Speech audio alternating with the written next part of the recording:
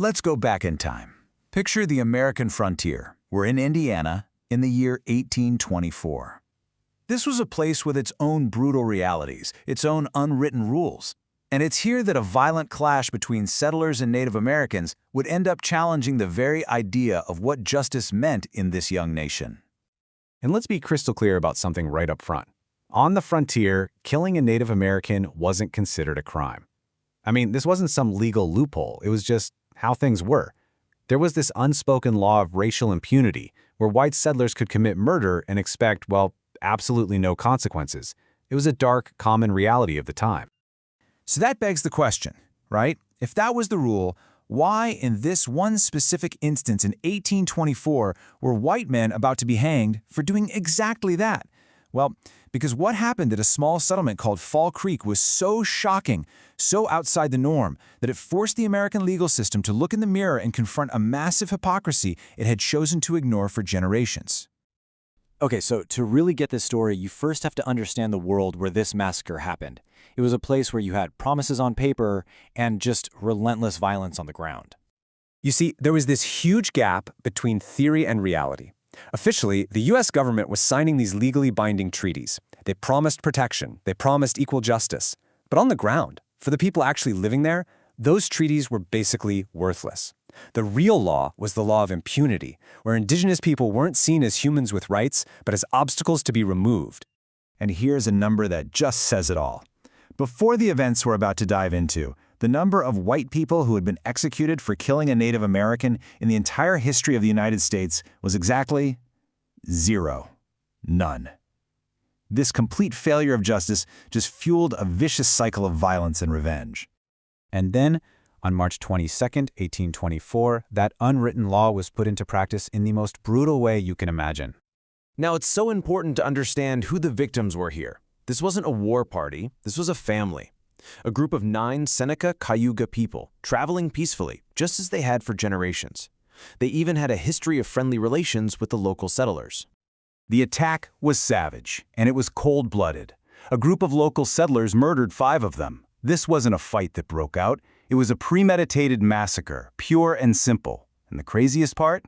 Afterwards, the killers didn't even try to hide it. They went back home and actually boasted about what they'd done because they were absolutely sure that the frontier's unwritten law would protect them. But there was one thing these killers didn't count on: Indiana's governor, a man named James Brown Ray. When the news of this massacre landed on his desk, he had to make a choice that would end up defining his career and setting a massive historical precedent. Governor Ray wasn't just thinking about morality, he was a pragmatist. He reasoned first that if the government just ignores its own treaties, then its word means nothing. Its authority is a complete sham.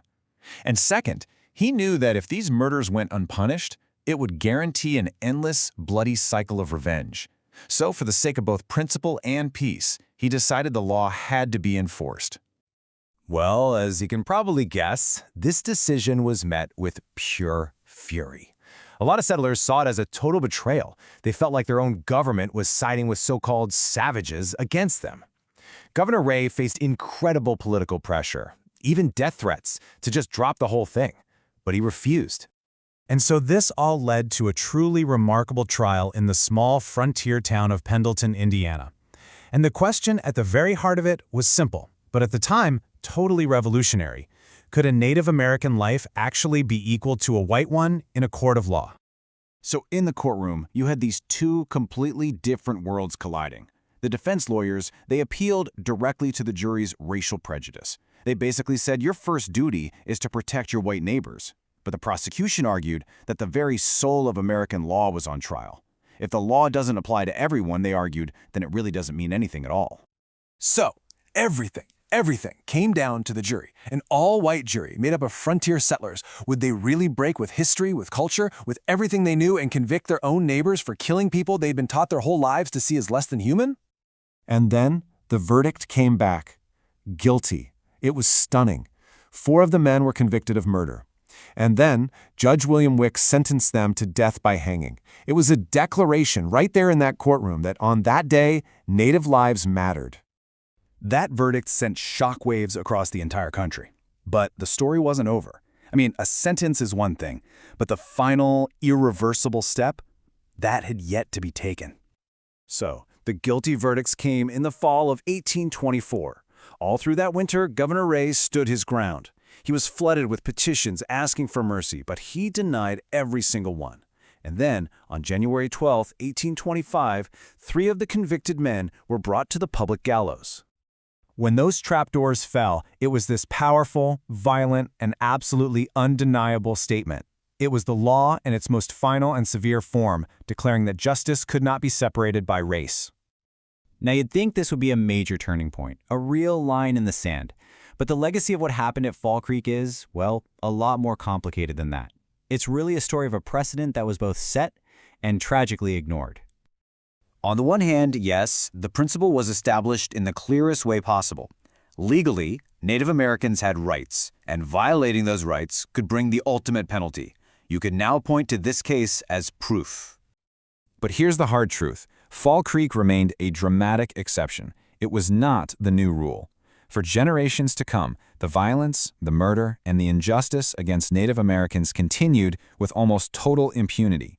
The systemic forces of racism were just too powerful for one court case to overcome. And that brings us to a final, really uncomfortable question. If this moment was so pivotal, a true test of America's founding ideals, why isn't it a famous chapter in our history books? Why have most of us never heard of it? I think the answer tells us a lot about the stories we as a nation choose to remember and the ones we'd much rather forget. Because in the end, those gallows at Pendleton delivered a profound truth. Humanity cannot be divided by race without betraying itself. And that's a lesson America has spent the last 200 years learning, forgetting, and then having to learn all over again.